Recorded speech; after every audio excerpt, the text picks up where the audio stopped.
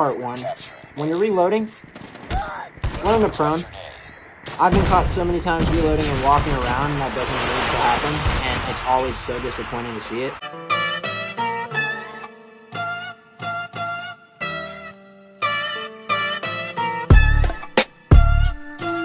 Yo, what's going on, guys? Hope everyone's doing great. So in this video, we are going to be covering the top 5 tips and tricks for movement and shotguns in Call of Duty mobiles. So if you learn anything from this video or you enjoy this video in general, make sure to drop a like below and comment below letting me know which tip helped you out the most. Thank you guys and enjoy the video.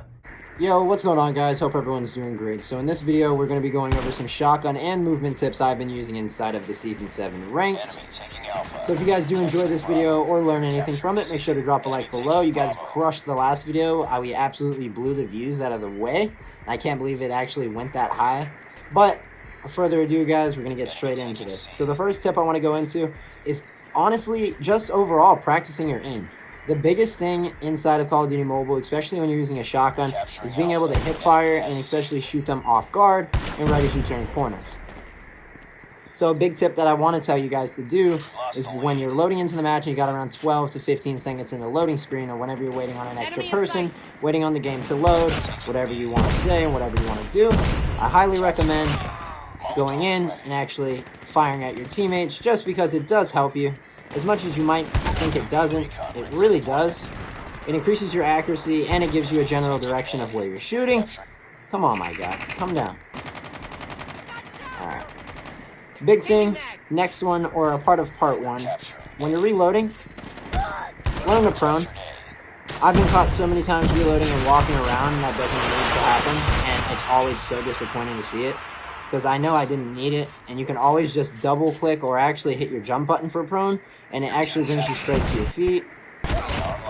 So that actually is an amazing thing about it. And if you guys didn't know that yourself, there you guys go. That almost could have been bad. Prone out, hide. Alright. So I'm not trying to get overconfident here and move too quick. I want to know my range. And that's going to be moving into our second step, is knowing your range. So knowing your range of where you're going to one-shot someone is probably the biggest thing you guys actually have to focus on. Just because it really does matter. Because you don't want to get caught up and get a hit marker and end up actually losing your streak or losing your score streak. Or actually when you're trying to drop a nuke. Because that's the most frustrating thing ever, is when you're moving around and all of a sudden you just get hit because you missed your shot. Which is ridiculous, and we don't want to do that. We want to move around, take one shots, and get them out of the way. No! I almost dropped... I was 11-0. I was trying to drop a nuke. Oh, that's so disappointing. But, whatever. Go ahead and drop our airstrike. We got that out of the way. A big thing I don't see any YouTubers talking about for movement other than Knives iOS, really. And that's really because I've been using it for my shotguns a lot. And I think it's probably one of the best ways to move around the map when you are taking your shots with a shotgun, is this slide, jump, shoot method that I always use to take my shots to get in close and close distance. And that plays into the role of actually knowing your one shot, one distance. So if you actually know when to time your jump, slide, and shoot, you can always get a one shot because you're actually covering that distance that you needed to cover to begin with, like that. You can just turn, take your shots, move in because you're always moving forward. Next thing I would like to let you guys know is just knowing your loadouts. So if you guys are playing an objective-based playstyle like we are here. Pulled my screen down.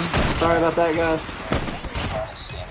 Yeah, too good. So knowing your objective or knowing your game mode is basically the biggest thing, and picking a loadout that's going to work best for it is a very, very crucial thing in this game. You guys want to be able to get the best kills and the most amount of kills while actually covering bases, capturing, or taking hard points. What? I thought I had that flick shot there, I won't lie. But whatever.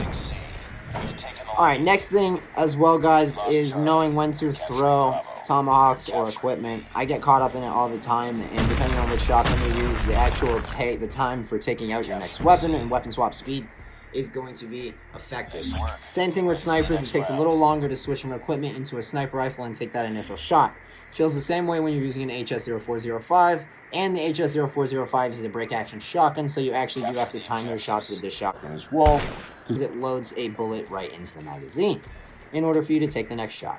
So, with that being said, timing is a crucial thing with most shotguns, especially the HS-0405. The BY-15 seems to be a little more unforgiving since it does just have a lot of hip fire, and it just moves pretty well, and it just, you know, it's overall a really good shotgun.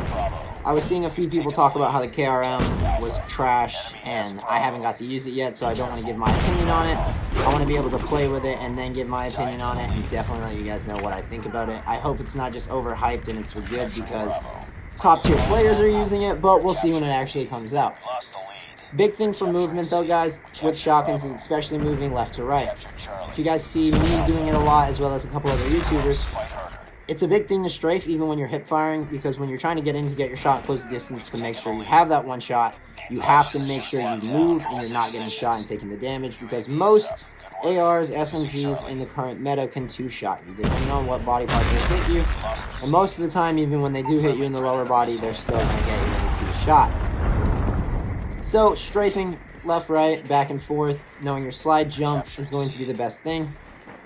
Sensitivity plays a big role in moving and strafing, just because you gotta know it. Oh, got that trick shot for you guys. You guys gotta hit the sub for that. That shit was ridiculous. I think that was a 720. Call me out if I'm wrong. But we're moving, we're top fragging, and we're winning.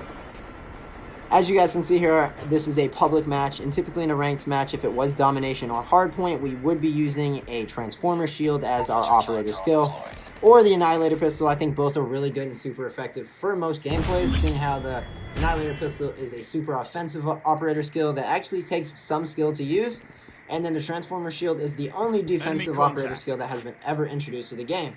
Hopefully they don't introduce a new type of version of a defensive skill, but we will see in later updates. Other than that though, guys, if you did enjoy this video or it helped you out in any way, make sure to drop a like below and let me know what I left out, if you guys think I did leave anything out that you guys would like to see in the next video that I will do over movement and shotgun tips, just because I think every movement, every season, I think we are going to be changing a little bit of something. Everybody changes their HUD and everybody changes their settings from time to time, so I'm going to always be updating you on what I think are the best tips, tricks, and just overall gameplay and methods you should be using. So thank you guys, and if you enjoyed the video, enjoy your day.